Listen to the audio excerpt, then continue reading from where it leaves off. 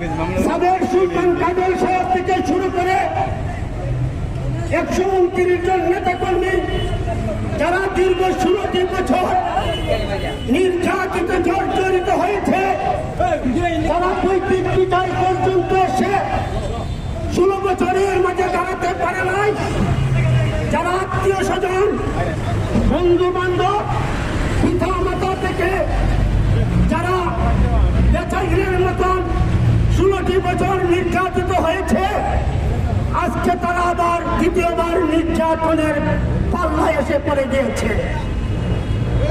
শুধু সমাবেশ, আপনারা জানেন 2008 সালের 29শে ডিসেম্বর বাংলাদেশ জাতীয় সংসদ নির্বাচন অনুষ্ঠিত হয়।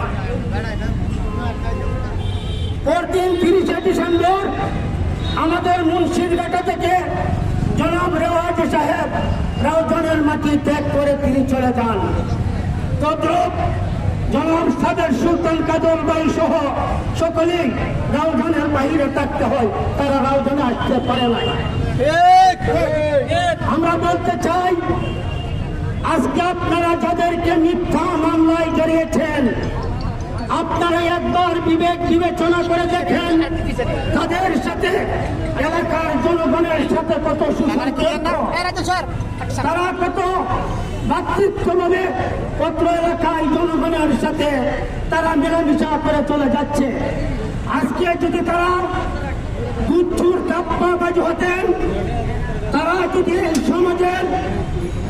এই সমাজ তাদের দ্বারাই যদি পিছিয়ে উঠত, তাহলে মামলা বাংলাদেশ জাতীয়তাবাদী দলের দিতে হতো না, বাংলা মাত্র এলাকার মানুষের দিত।